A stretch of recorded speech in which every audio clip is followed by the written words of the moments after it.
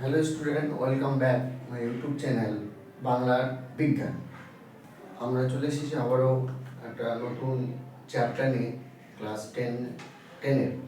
তাহলে আজকে আমরা যেটা পড়বো সেটা হলো ক্লাস নিউ টেনের পরিবেশের জন্য ধারণা। পরিবেশ কাকে বলে?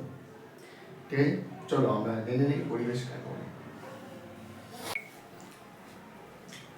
চলো আবারও চলে এসেছি আমরা নতুন একটি ভিডিও নিয়ে, যেখানে দেখাচ্ছে ক্লাস টেনের একটি চ্যাপ্টার, ফার্স্ট চ্যাপ্টার কি হচ্ছে পরিবেশের জন্য ধারণা।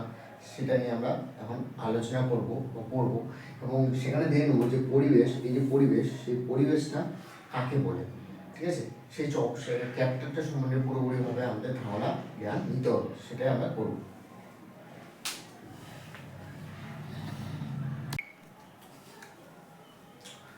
পরিবেশ কাকে বলে?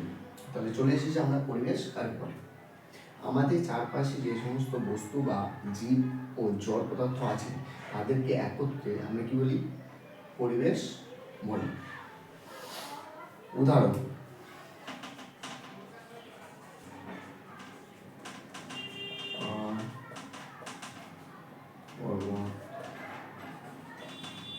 নদী,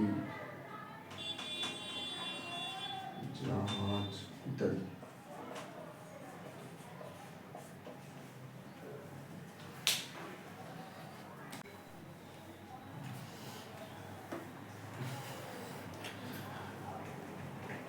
তো এর আগে পড়েছিলাম আমরা কি পরিবেশ কাকে বলে, পরিবেশের ধারণা এবং পরিবেশটা কি সেই সম্বন্ধে আমরা পড়েছিলাম। এবার আমরা যেটা পড়বো পরিবেশের পরে, সেই পরিবেশের একটা উপাদান হলো কি আমাদের মধ্যে জন্য বায়ুমণ্ডল। কি আছে? বায়ুমণ্ডল। তো সেই বায়ুমণ্ডলটা কি সেটা আমরা কি করবো? পড়বো। বলছি দেখ, অভিকর্ষ বলের প্রভাবে, বলছি অভিকর্ষ বলের প্রভাবে। অভিকর্ষ বল কি?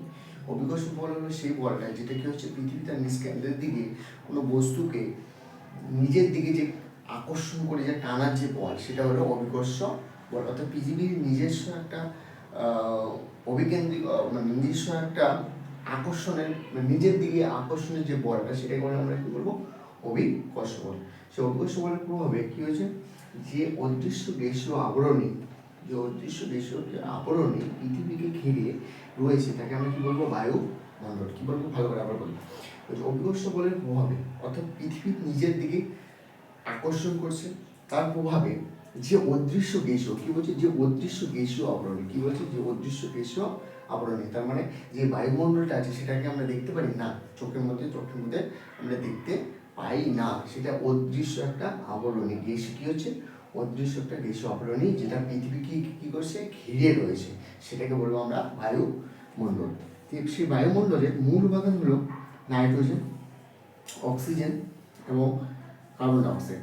এবং নাইট্রোজেন কত পার্সেন্ট থাকে? 78.78% থাকে। এবং অক্সিজেন কত পার্সেন্ট থাকে? 21% থাকে পুরো বায়ুমণ্ডলে, অর্থাৎ আমাদের পরিবেশে। ঠিক আছে। এবং কার্বন ডাইঅক্সাইড কত পরিমাণ? 0.04%। এবং 4 নম্বর যেটা গ্যাস থাকে এটা হলো H2, অর্থাৎ জলীয় বাষ্প, একটা ধূলিকণা। H2 মানে জল না, কিন্তু ধূলি কি হয়? জলীয় বাষ্প, অর্থাৎ জলের আগের অবস্থা যেটা বলে, জল নয় গ্যাস নয়, মাঝামাঝি অবস্থা হলো জলীয় বাষ্প। H2 এটা হলো ধূলিকণা ইত্যাদি বিভিন্ন থাকে। ঠিক আছে, সেই বায়ুমণ্ডলের উপর। এবং এই বায়ুমণ্ডলকে আবার 5 ভাগে ভাগ করা হয়, যথা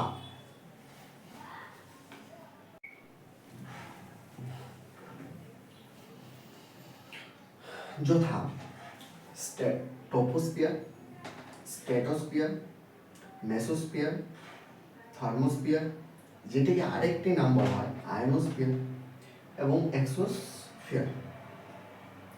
এই 5টি ভাগে ভাগ করা হয়। ট্রপোস্ফিয়ারটা কোথায় অবস্থিত? ট্রপোস্ফিয়ারটা যেটি 16 থেকে 18 কিমি, মানে ভূপৃষ্ঠ থেকে 16 থেকে 18 কিমি পর্যন্ত রয়েছে। এবং স্ট্র্যাটোস্ফিয়ারটা কি হয়েছে? 18 থেকে 50 কিমি মধ্যে রয়েছে। এবং মেসোস্ফিয়ারটা 50 থেকে 90 কিলোমিটার মধ্যে রয়েছে।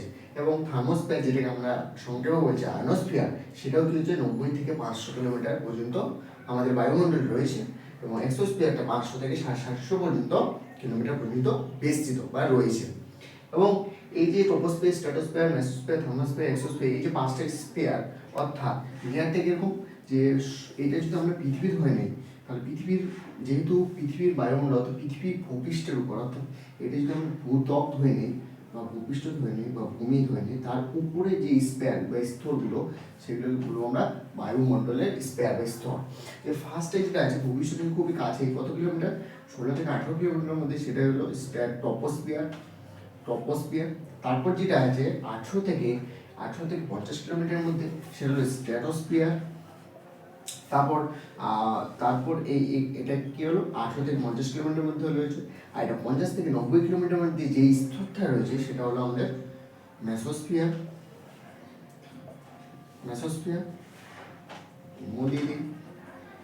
তারপর যেটা থার্মোস্ফিয়ার বা আয়নোস্ফিয়ার যেটা আছে সেটা হলো 90 থেকে 500 কিলোমিটার। এটা অনেকটা দূরে, অনেকটা দূরে অবস্থিত করছে। হ্যাঁ, এটা হলো থার্মোস্ফিয়ার। তারপর থার্মোস্ফিয়ারের যেটা উপরে আছে সেটা হলো এক্সোস্ফিয়ার। এটা হলো 500 থেকে 750 মধ্যে এই স্তরগুলো রয়েছে। এই সমস্ত স্তরগুলো ছাড়াও আরেকটি স্তর আছে, সেটা হলো ম্যাগনেটোস স্তর। সেটা আমরা ভালোভাবে পড়ে নেবো। এই সমস্ত স্তরগুলো যেগুলো পড়েছি, এই সমস্ত স্তর কি হয় সেটা বা গুরুত্ব কি এই স্তরের, সেটা আমরা পড়ব একটু। এই টপোস্ফিয়ার, সেই টপোস্ফিয়ার সম্বন্ধে আমরা এখন আলোচনা করব। টপোস্ফিয়ার এটা প্রাথমিক বা ফার্স্ট স্তর ভূপৃষ্ঠ থেকে খুবই কাছে অবস্থিত, প্রায় 16 থেকে 18 কিমির মধ্যে এই স্তরটা অবস্থিত। এবং এটি হলো, তাহলে এটার এই স্তরের বৈশিষ্ট্যটা কি হবে, এই স্তরের বৈশিষ্ট্য হবে প্রথমে কি, এটি ভূমির সব থেকে কাছের স্তর, অর্থাৎ সব থেকে নিচের স্তর বা কাছের স্তর। তবে বায়ুর চাপ, মানে তারপর কি হবে, যে এই স্তরটিকে বায়ুর চাপ আর ঘনত্ব বেশি থাকায় একে ঘনমণ্ডল বলা হয়। তাহলে এই স্তরকে যদি বলা হয় ঘনমণ্ডল বা বলা হয়, যদি কোশ্চিন আসে এইভাবে যে কোন স্তরকে ঘনমণ্ডল বলা হয় বা কোন স্তরটি ঘনমণ্ডল স্তরের নাম বলো, তাহলে বলতে হবে ট্রপোস্ফিয়ার। কি হবে, ট্রপোস্ফিয়ার। তারপর হচ্ছে এই স্তরে ঝড় বৃষ্টি বজ্রপাত মেঘ কুয়াশা ইত্যাদি হওয়ার জন্য কি হচ্ছে, এই স্তর কি হয়, ঝড় হয়, বৃষ্টি হয়, মেঘ তো থাকে না, মেঘ থাকে, ঝড় হয়, বৃষ্টি হয়। সেই জন্য কি হচ্ছে, এই স্তরটা কি হচ্ছে, বৃষ্টি হওয়ার জন্য এই স্তর কি বলে, ক্ষুদ্রমণ্ডল। কি বলা হয়,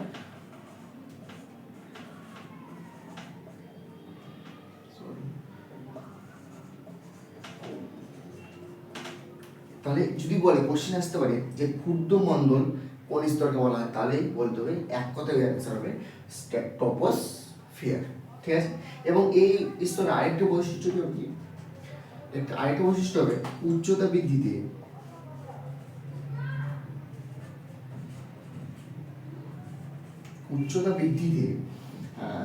প্রতি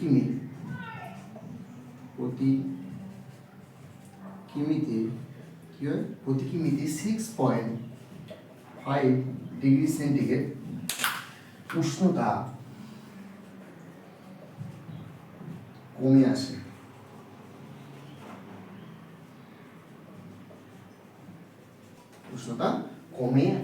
অর্থাৎ 18 থেকে 18 পর মানে যত যাবা তত, মানে উচ্চতা যাবা, কিমিতে যাবা, তত কি উচ্চতা বৃদ্ধিতে কি প্রতি কিমিতে 6.5 ডিগ্রি উষ্ণতা কমে আসে। তাহলে এটা হলো আমাদের ফার্স্ট স্তর বা ট্রপোস্ফিয়ার। এই সম্বন্ধে কি হলো আমরা জানলাম। এবার জানবো আমরা সেকেন্ড স্তর অর্থাৎ স্ট্র্যাটোস্ফিয়ার, সেটা সম্বন্ধে।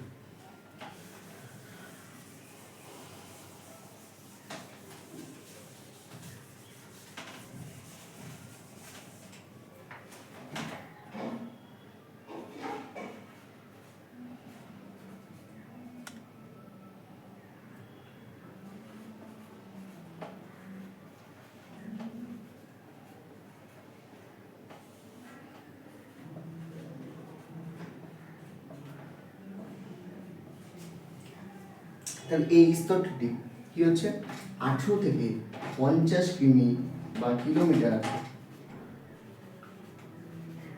পর্যন্ত বিস্তৃত, তাই না? এবং তাহলে এই স্তরের বৈশিষ্ট্য কি হবে, বৈশিষ্ট্য লিখবো। তাহলে এক নম্বর কি, যে এটি বায়ুমণ্ডলের দ্বিতীয় স্তর, তাই না? লেখো এটি বায়ুমণ্ডলের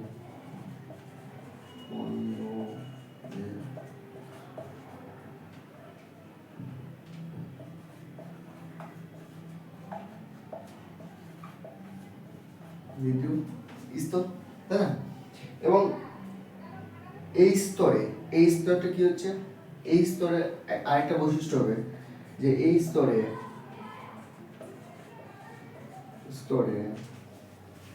মেঘ,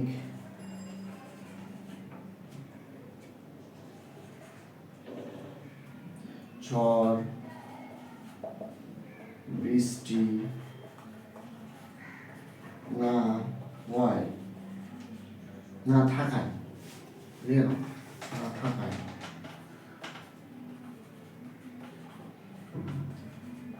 না থাকায় কি হচ্ছে, এই স্তরের এই স্তরের নাম হয়েছে, বা নাম এই স্তরটি না থাকায় এই স্তরটি বলা হয়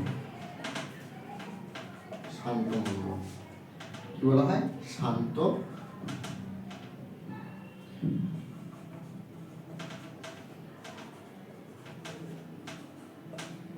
মণ্ডল।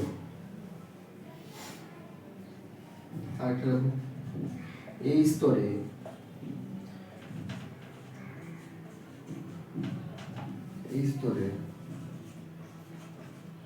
ওজোন স্তর রয়েছে,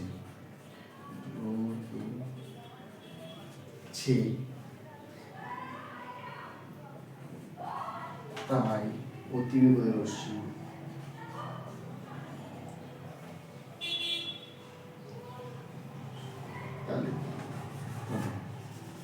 এই স্তর ওজোন স্তর বর্তমান বা রয়েছে।